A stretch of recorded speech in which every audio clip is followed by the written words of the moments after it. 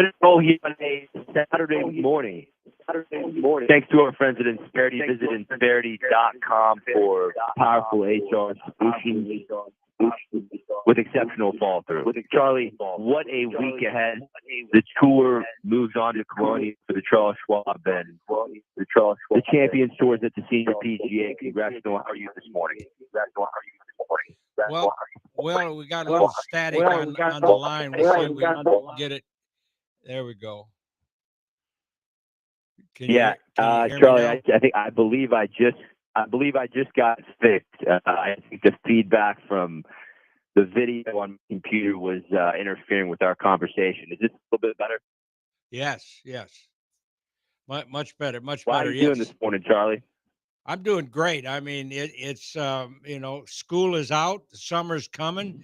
Golf is reaching its peak. We had, the PGA Championship last week, and none other than the number one player in the world won it going away. I mean, it was quite an exhibition, don't you think? Chef third major at the 107th PGA. On that back nine, to watch him, kind of struggle with the accuracy on the front nine on Sunday, and to have two-time major champion John Rahm get into the conversation, it was really quite theater, there at Quail Hollow. What did you think of the little adjustment that Scheffler made at the halfway point of that final round to kind of, it was just fundamentals, Charlie. It was simple alignment that he fixed on that back nine that kind of vaulted in to give him that last push to win the Wanamaker Trophy. How impressed as a coach were you by those subtle changes? Well, with what he has learned over the last 5-6 years as a golf professional are really paying off now, and the big word is patience, and he's understanding, that you don't win the tournament on Thursday and Friday, so you just got to hang in there, and that's what he's been doing, and using his short game a little, and it's fun to watch him.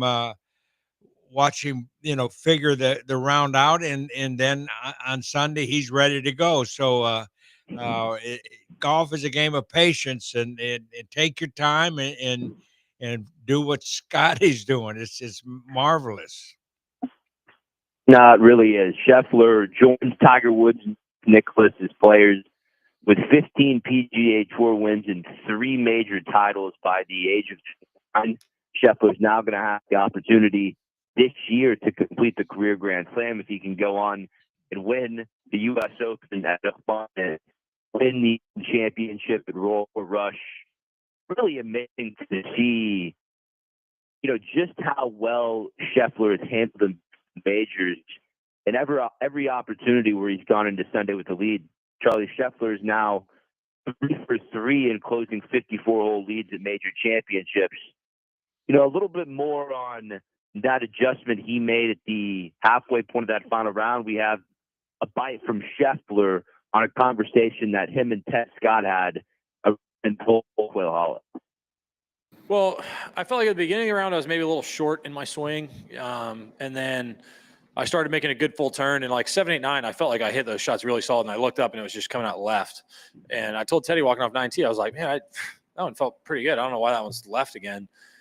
And he's like, well, maybe you're aimed over there, so just try to aim a little further right. And I was like, okay. So I got up there on 10. I felt like I squared up my shoulders a little bit and hit it right up the middle. And then, I think the tee shot I hit into 11 was really the one that kind of propelled me into a great back nine, because that's a hard tee shot for me.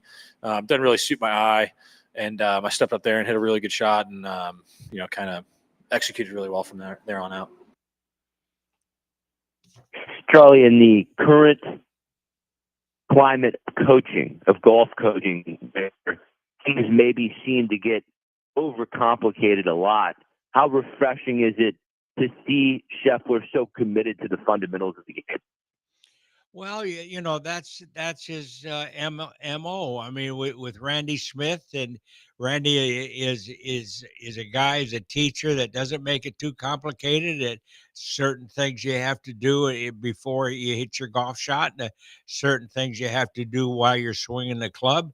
And as Scotty's, victory level goes higher, it just proves to the fact that keep golf simple, stupid. I think a lot of us have a Yep. tendency to make it a little too complicated, and so the summer is setting up real good. Although it's going to be interesting to see what he does this weekend. But Colonial is Hogan's Alley. It's a golf course that was built in the 30s, and it's just magnificent. They redid it course last year, and the grass is really firm and hard. And so this weekend we're going to see the guys.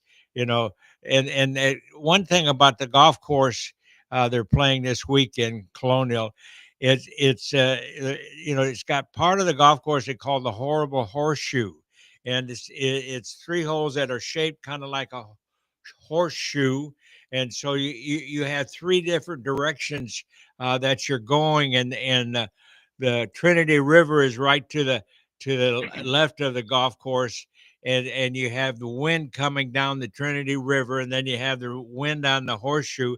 It gets very complicated, and it won't be they've shot 263s early in the morning, but in the afternoon the golf course really sets up very hard. Yeah, I think it's playing perfect, Charlie. It's firm. The conditions. It's humid and hot in Fort Worth right now. A lot of the players this week have talked about how this is one of the hardest courses on the PGA Tour that they see, Charlie, with the small landing areas in the fairways and the fifth smallest greens on the PGA Tour. Charlie, have you been out there since Gil Hanse went in there and restored it back to the original Maxwell design in 2023? Have you seen it since, Charlie?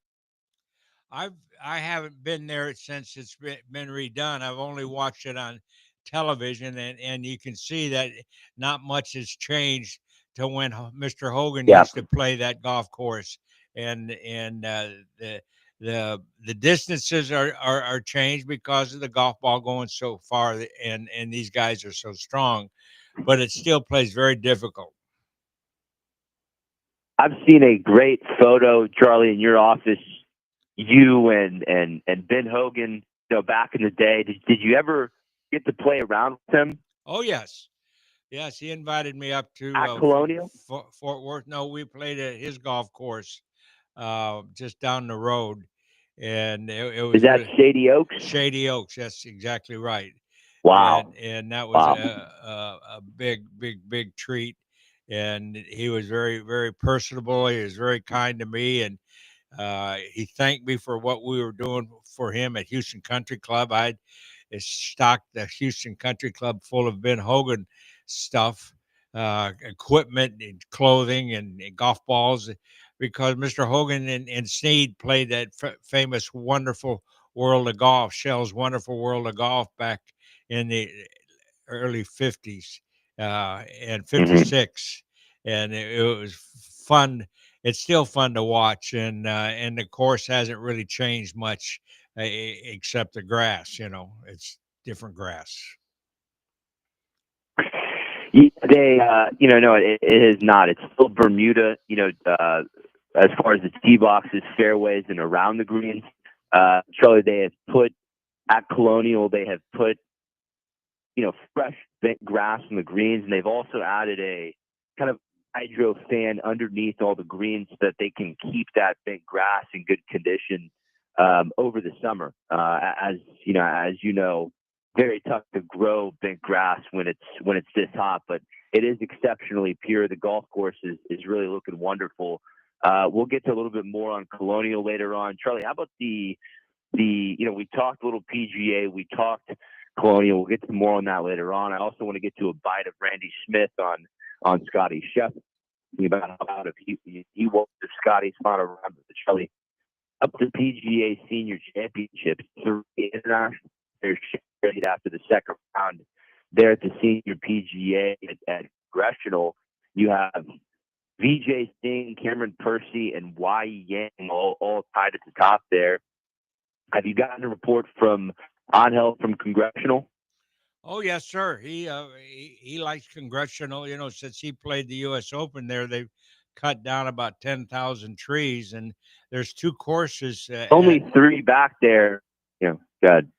there's two courses there, and they're playing the second course, not the one they played the U.S. Open on, and the green complexes and the golf course is living up to its reputation, and you got to be really accurate off the tee, and then be a good iron player, and it's funny that the the people that are leading it have won the PGA regular PGA championship, so they know what they're doing. So it's going to be a fun weekend to see how everything works out. Your guy Angel Cabrera starts the weekend three back of the leaders at 3 under, and he's coming off winning the first senior major of the year at the Regions Tradition. That was just an incredible Monday morning finish. As he and Jerry Kelly went into a playoff, and obviously Jerry Kelly's a ton of fun to watch. But to see Angel, get his second Champions Tour victory, his third worldwide victory since returning to the game, that was great stuff there, Charlie. It's very interesting. The PGA Tour Champions goes from the first major championship of the year to the very next weekend going to the Senior PGA. How is Cabrera's body holding up? In the midst of this stretch, not only played at the Masters, but also won his first senior major last year, Charlie. Well, last week. Sorry, he just turned 55, and he's a strong kid. He's really, he doesn't have to really do a lot of exercises. He did that when he was a kid. I figured out that when he was a kid, walking back and forth from where he lived and all the golf he played, and he had walked 57 miles. And you do that as a young boy, you develop good leg strength and lifting the bags, and so he's had his own fitness, res, you know exercising since he's been 8 years old. So, but he has a good chance to catch the leaders this weekend, and Epps. you know, and I saw a great interview of him on television that explained a lot of the stuff that he's doing, and they ask him a lot of frank questions, and he's standing up to his past, and everybody's welcomed him back, and so it's really a great story, of It really is, Charlie. I hope he gets the invite here to the U.S. Open at Oakmont here in a couple weeks. Cabrera was the winner of the 2007 U.S. Open at Oakmont. Does he think he'll get an invitation, Charlie, after the way he's been playing recently? I think they would have already given it to him if I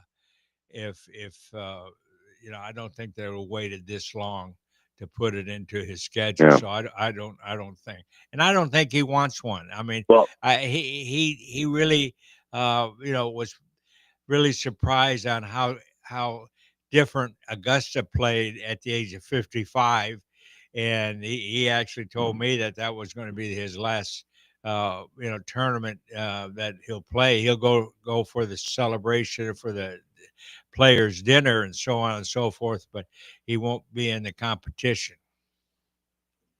That was the last time we're going to see Angel Cabrera play the Masters tournament. Is that what you're saying, Charlie? That's what he told me. Wow. Now, is that kind of his personality to where, he's not going to get a huge celebration, his last go around Augusta? Is that not his style, Charlie? No, he's not that type of person. He's very realistic with the conditions, and he knows that he can't play the golf course like he wants to, and he's won, and he's going to go on with his life and enjoy the senior Champions Tour. He sure is. And Bernhard Langer has set the record for, most senior majors won with 12. Gary Player won 9 senior championships. Big records to chase out there on PGA Tour champions. And Angel Cabrera already has 1 major under his belt last week of the Regions Tradition. Going to have another opportunity this week as he starts the weekend of the Senior PGA Championship. 3 back, I believe. We got to take a quick. This is the Charlie Epps Golf Hour presented by Disparity HR that makes a difference. Back after this.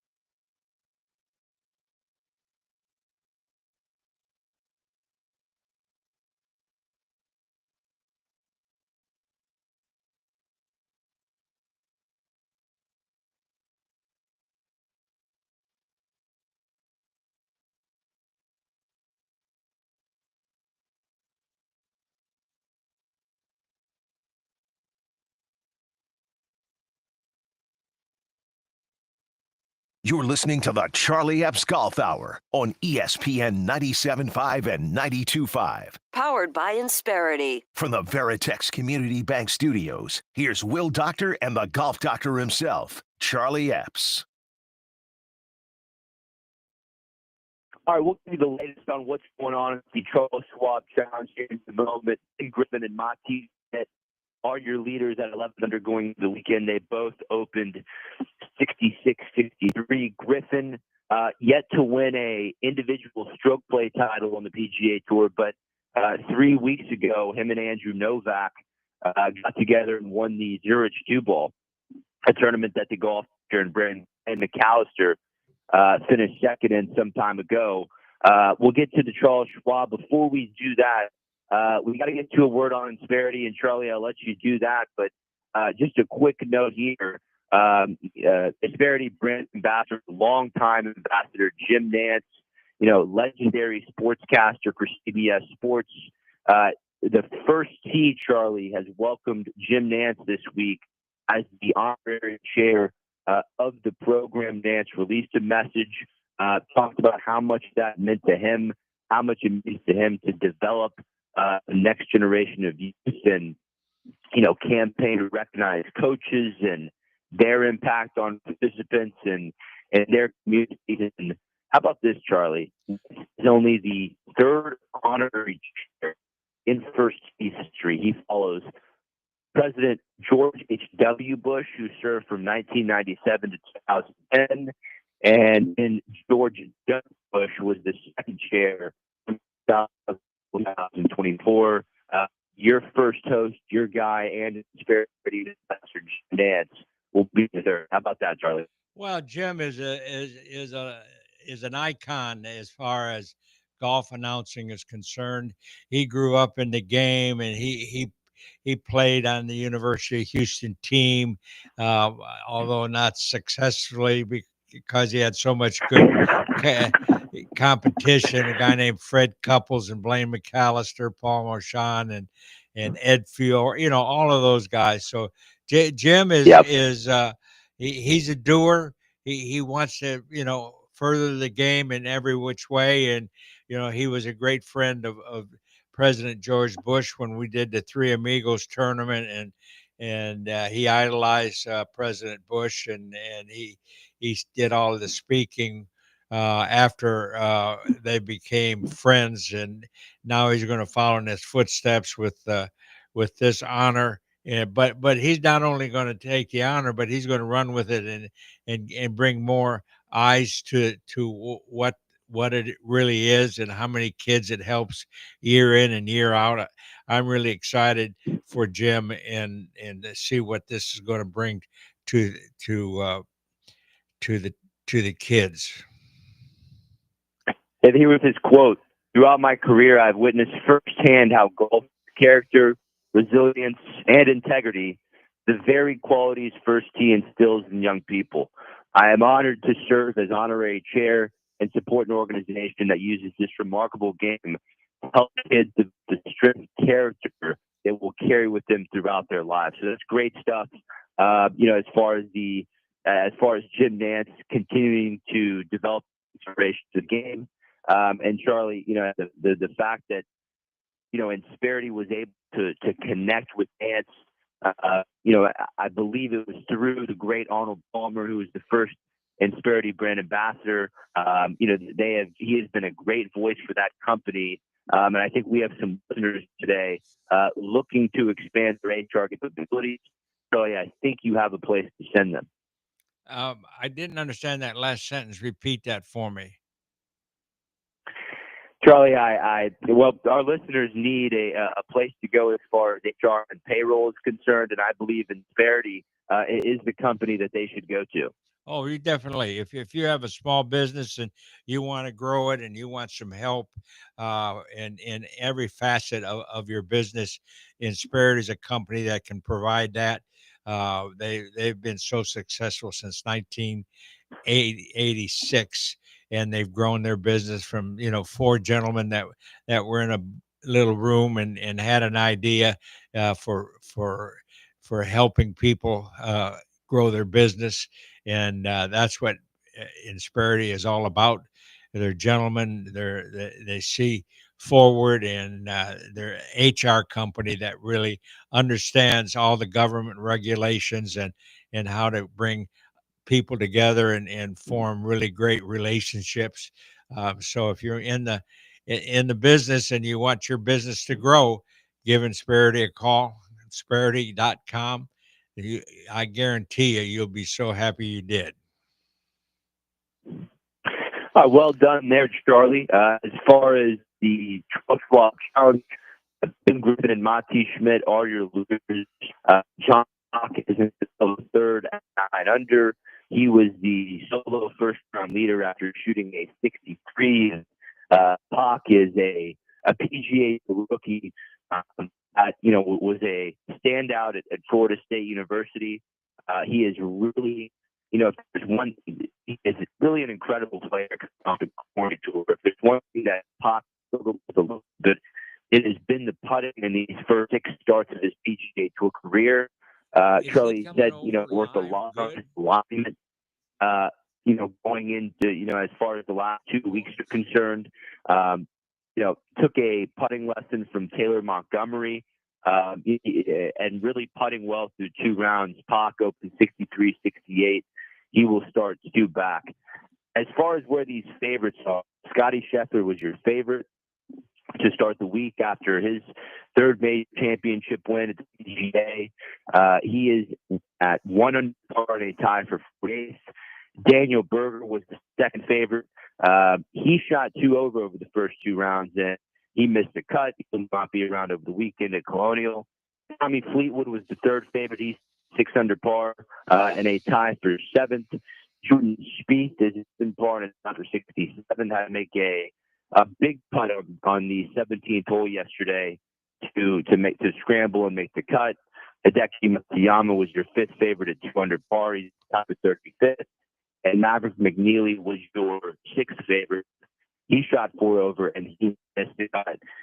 Charlie, how big was it yesterday, for Scheffler and for Spieth to really, put the pedal to the metal down there on the back nine and to make the cut and to give the people of Fort Worth something to look forward to over the weekend?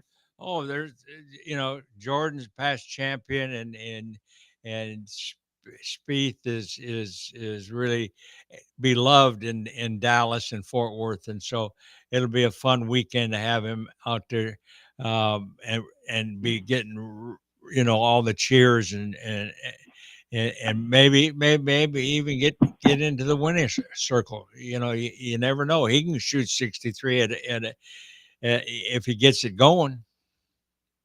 Yeah. And Charlie, Spieth talked about how with the conditions that are going to be present in Fort Worth this weekend, a lot of wind, going to be the course is playing very firm. There's going to be a lot of wind. If there is a weekend that you can make the cut on the number and go make a move to the top of the leaderboard, this tournament is it. And he talked about that with the press after his second round. Let's hear that, AJ.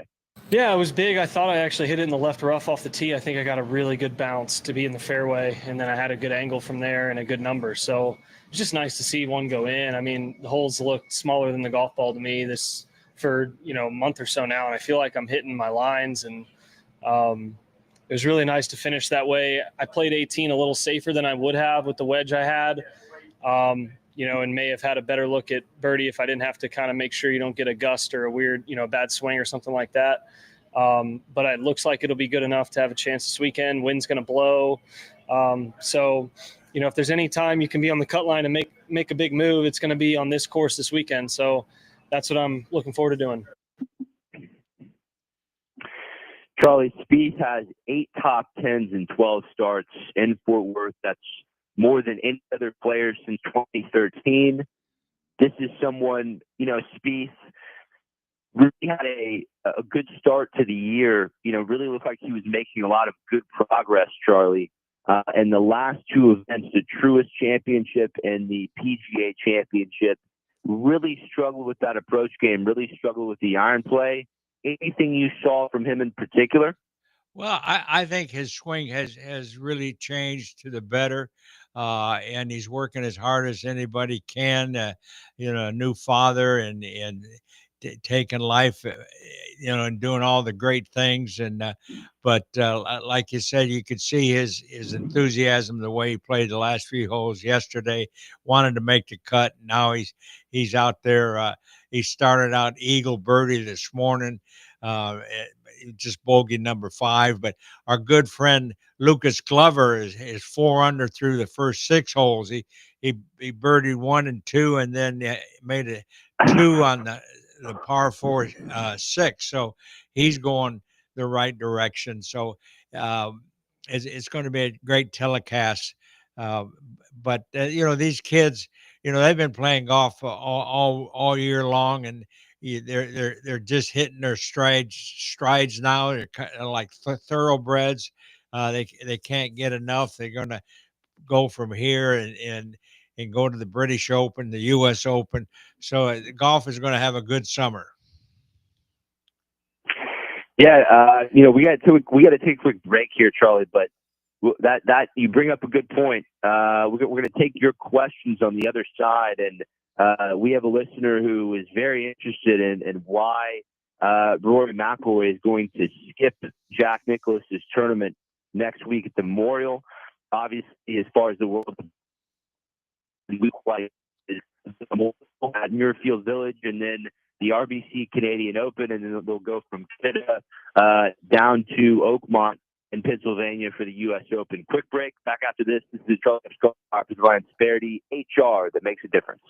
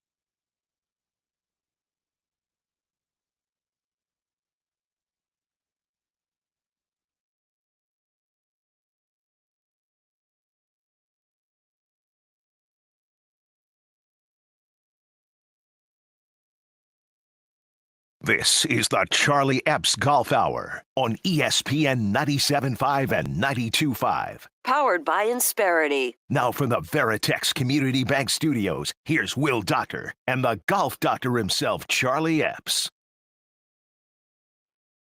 All right, Ben Griffin and Mati Schmidt are your 36-hole leaders at the Charles Schwab Challenge.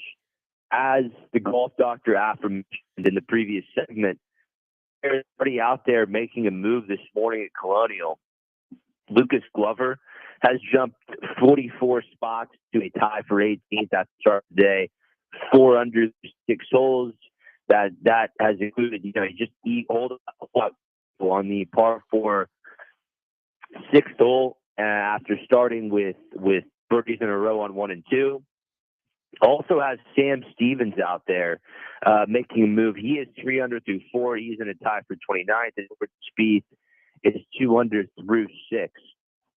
Let's get to a few of your questions here. Let's start with Carlos Tenumbles. Charlie, Rory McIlroy failed to do press after any competitive round of PGA Championship, and now he is skipping Jack Nicklaus's golf tournament at the Memorial. Why does he continue to fail his champion obligations after completing the career Grand Slam? Well, I think Roy's life off the golf course is a little complicated, and I think he's trying to solve some relationships and work on his life. That's the only thing I can surmise from what's going through Roy's. He's accomplished something that very few people have accomplished. So now he's got to regroup, get his off the course life in order, and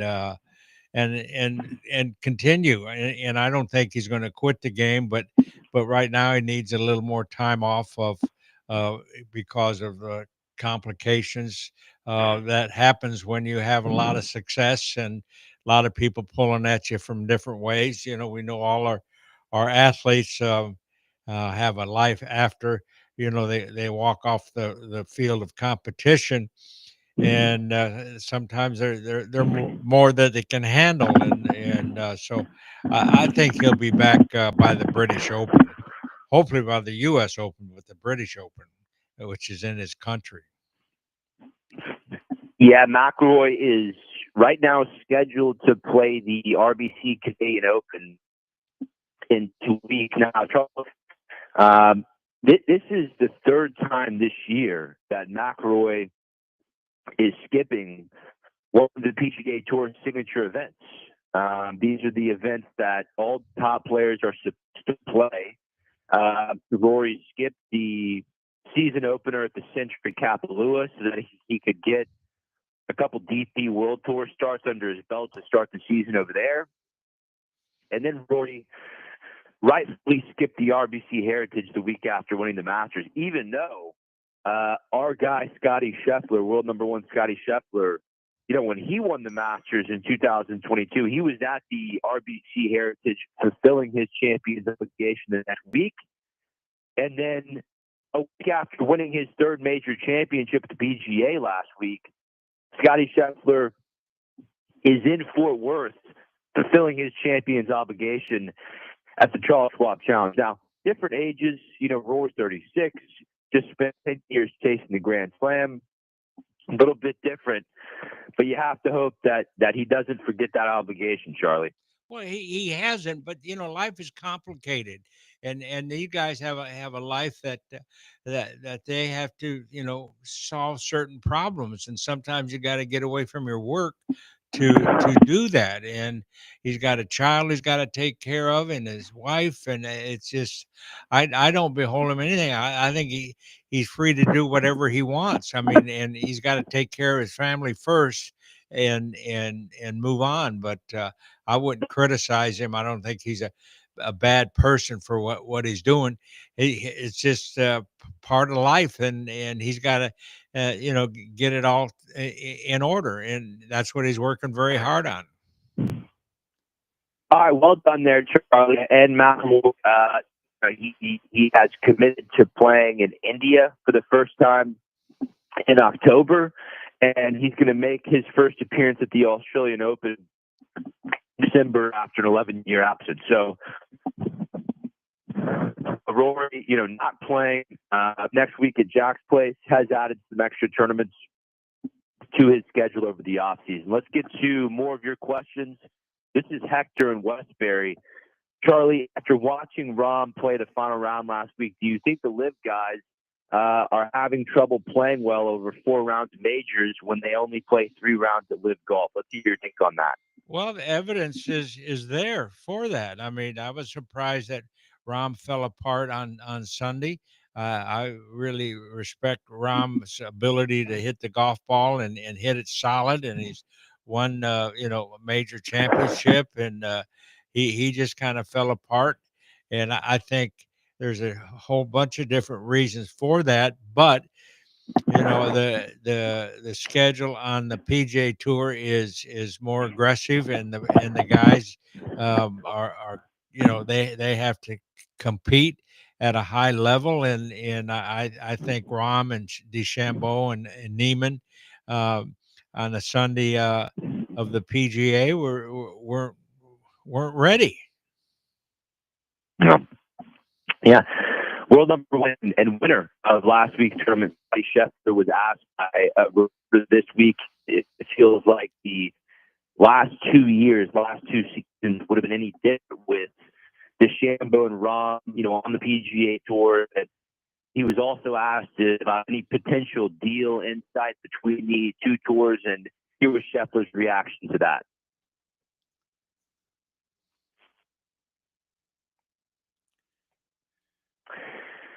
Okay, well, let me just see what he said here. Very simply, Scheffler said, those guys, DeChambeau, Rahm, we had one tour. They were on the PGA Tour. We were all playing together. They ultimately decided to leave, and there will be no deal in sight until they come to the table. It is to them, ultimately, in Scheffler's opinion, to bring the deal together. Let's move on to the next question here. This is from Rick in San Antonio. I was reading a story about Corey Pavin, U.S. at Shinnecock. He said he missed a putt inside 8 feet all week. He practiced those short range putts. You broke up there, Will. I didn't quite hear the finish. Yeah, sorry, Charlie. This is Rick in San Antonio. He says, I was reading a story about Corey Pavin's 1995 U.S. Open. That was there at Shinnecock, and Pavin said he did not miss a putt inside 8 feet all week. How do you practice those range putts, Charlie? Well, it's just like practicing a free throw in basketball or hitting in baseball. It's just repetition over and over and over again, and that's what he did. And Phil Mickelson had the instruction from Dave Pells, and all of a sudden you had to hit 100 3-foot putts in the hole, and if you miss, you got to start all over again. So it's repetition, and Corey Pavin, as we know, is he's a slight fellow. His distance is not what these other guys have, so he had to make sure that his short game was superior to everybody else's. So he practiced and practiced and practiced, and he was able to make those putts because of practice, just like a good free throw shooter in basketball. It's just who spends more time in the gym, who spends more time on the putting green. That's what it's all about. Being inside the ropes for as long as you were, Charlie, coaching and playing, what percentage of the PGA Tour works on their putting enough? If that makes sense, Steph Curry, he works on his throws arguably more than any other player in the world, and has done so for a long time. We've heard stories about great legendary putter Jason Day spending 5 to 6 hours on the putting green every day. Is that the majority of players out there, Charlie? What was that? What was that last question you asked? Yeah, Charlie. We've had players like Jason Day. He spends 5 to 6 hours on the putting green every day. With you being inside the ropes for that long, coaching and playing, are a large majority of the guys on the PGA Tour spending that much time practicing on the putting?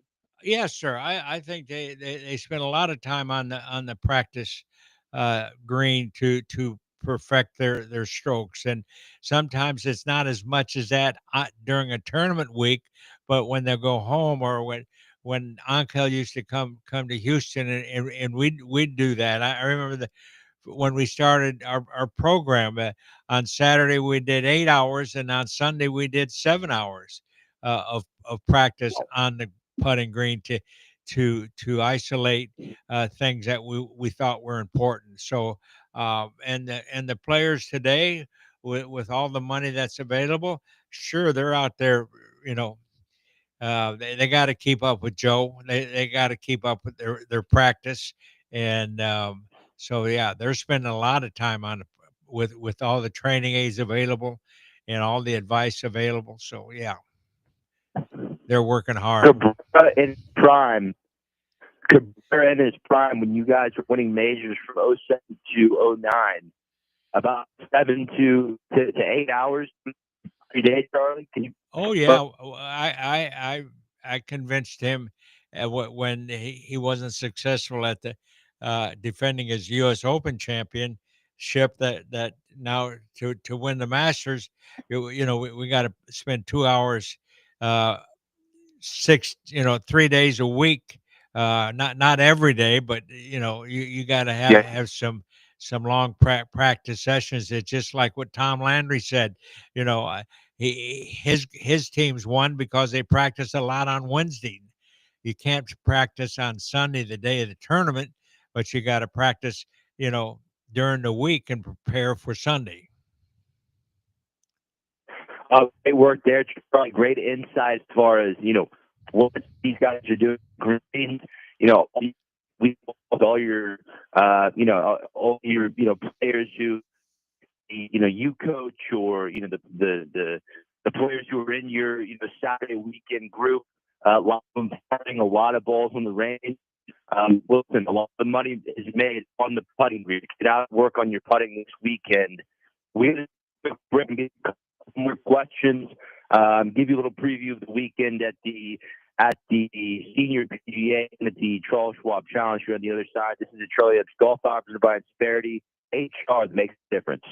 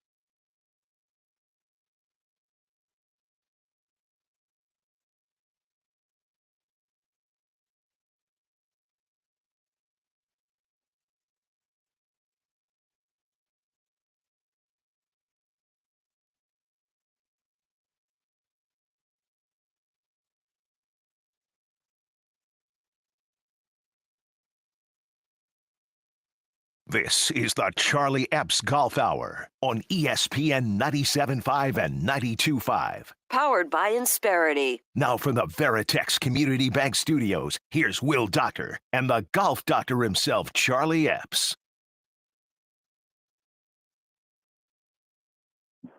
What a weekend ahead at the Charles Schwab Challenge. Tune in right now. Coverage is already on ESPN. Jordan Spieth is 2 under through 7. Spieth had it to 3 under there, after going eagle birdie to start things off, made a bogey on 5, so he drops back to 2 under par. But Lucas Glover's got the round of the day going right now. He is 4 under par through 7 in a tie for 18th. As Jordan Spieth said, if you made the cut this weekend at the Charles Schwab Challenge, you have a chance to win this golf tournament based on what the conditions are going to be, especially over the afternoons in Fort Worth with heavy winds coming in. Charlie, I want to get to one thing as far as Scotty Scheffler is concerned. I know you're good friend with Randy Smith. I want to get to abide on some things Randy said after Scheffler's major win last week at PGA. Here was Randy Smith after the final round with CBS's Hallie Ledbetter. Was trying. It was probably, I'd say, the most rewarding round. He's played a lot of good ones that have been fun to watch, that have really meant a lot in a lot of cases. He's hit shots, but this right here, the way he turned things around when he got the number 10 tee, and just the drawing from his mental attitude and his heart, straightened out a little bit with his lines, and all of a sudden he's back. And that impressed me probably more than any round he's ever played.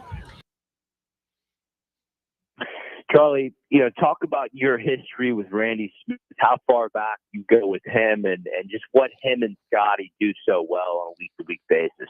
Well, I met Randy at Royal Oaks Country Club in 1976. He was a young professional from working for Buddy Cook up there at the famous golf course, and he just over the years we became friends, and we played golf together. We played in the Joe Beck Cup matches. We were just good buddies, and I marveled at his success with a lot of different types of players and kids, and he's been a marvelous teacher for the last 40 years. And that's all, as far as the web and the connections of PGA of America, he just seemed more excited about Scheffler's Wanamaker Trophy. I don't want to say more excited than the Green Jackets, but this one seemed to mean a whole lot to Randy Smith, being that he is a PGA professional, Charlie. Oh, sure. We're all very proud of our association. We're members of the PGA of America, founded in 1916, and we worked very hard to grow the game and make the game what it is today. Support all the amateurs events, what they put on for charity, and it's a good work in progress. And we work with the RNA, but the PGA Tour, the PGA Tour used to be run by the PGA of America, and it split in 1968. So, but our relationship with, we have golf pros that spend the time, making their career playing golf, and then they come back into the game through being a club professional. So it's an ongoing association with all of the golf professionals around the country. Well done there, Charlie. Let's get to another question for you. It comes from Hayden in Mont Bellevue. Charlie, I'm having trouble with this grip. Tends to be too weak when I set up the ball. Is there any way to check your grip before you make each swing? Well, sure. First of all, you got to make sure your grips are the right size for your size of your hands. And remember, you always want the grip to be more in the fingers than in the palms. And then, it's something that you should, if you play a lot of golf, you should probably change your grips every 3 months, or make sure you wash them so that they're with the sunscreen and all the junk that gets on them. You got to keep them clean, and so that's one thing I highly recommend. And you can always look at Freddie Couples. He always had that towel in his hand before he hit every shot, and he wiped the grip off, so it had a little stickiness to it. So, but you just, it's another thing you can practice. And when you're sitting at home watching television and watching golf, have a golf club in front of you, and check your grip out. Make sure that it's where your professional wants it, and go to the golf professional and say, "How's my grip look? Check out my grip," and he or Yeah. she will stay on top of, Jimmy Burke, a famous golf pro champions. He always said that golf was a grip test. And we're just checking to see how good our grip is. The better the grip, and you can watch the number one player in the world, Scotty Scheffler, today. He checks his grip every shot he makes. So learn from the best. So read on, John Daly's equipment. It's a similar story on a PGA professional who was given a sponsor's exemption this week in Michael Block at the Charles Schwab Challenge, and he went on to miss the cut. But back to the subject is the grips, and John Daly has jumbo grips with a couple wraps under it and really big grips, and he's a big advocate for that, and says it's changed his ball striking, and really advocates these larger grips. Is that something, if you have that kind of hand size, is that something that you would look into? Oh, heck yes. John Daly, when you shake hands with him, his hand seems to be twice as big as mine. And his fingers are really, really round and full. And Arnold Palmer was the same way. Arnold Palmer, he looked like he was he's a linebacker. And so the hands, Yeah. you know, It looked like famous catcher Johnny Bench, Charlie, with those hands. Yeah, there you go. So yeah, you got to start with the grip. I mean, get the size correctly, and the new grips they have out today are will last longer, especially if you clean them. Not only do you clean the club face, but clean the club grip. Well done as far as the questions and teaching is concerned, Charlie.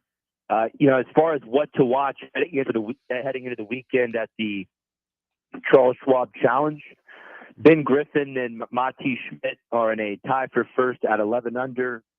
Ben Griffin, yet to win his first individual start on the PGA Tour, has been on tour for about 3 years now, and really an interesting story. He played his collegiate golf at the University of North Carolina.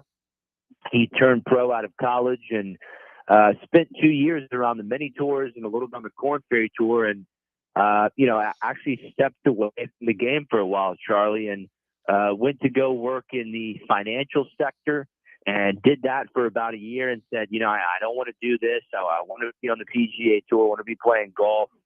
And, Griffin in 2002 made a return to the Corn Ferry Tour, got his PGA Tour card after 1 year playing there, and has really spent the last 3 years around the top in the world, having consistent top 20 results on the PGA Tour. He has taken his game to the next level this year through a strict workout regimen, and it's already paid off as him and Andrew Novak won the first 2 ball here about 3 weeks ago. Here was Ben Griffin, the 36-hole leader, on some of the improvements he's made. Yeah, I think they're matching up pretty well. It was good to get a win a few weeks ago. It was nice to top 10 the PGA Championship last week. And, I feel like it's just I put in a lot of work, especially in the gym this year, training really hard, trying to gain some speed, stay healthy, and feel good out there and feel strong. And so, I feel like I've done a lot of the right things this season to kind of get myself from where I was kind of the last couple of years, being a really good PGA Tour player, but finishing, in the 50s, not as well known of a name. And I feel like this year I'm trying to do everything I can to kind of help myself be more of an elite player out here and get in contention more. So we'll see what happens there at the Charles Schwab Challenge. A bunch of great names top the leaderboard. And, as Speed said, anyone who made the cut, they're going to have a chance this weekend with the way the wind's going to blow there in Fort Worth. Charlie, great work today. AJ, thank you for your great efforts behind the ones and twos. Great work today. We'll see you at the midway point of the Memorial next Saturday. Thank you, Charlie. Thank you.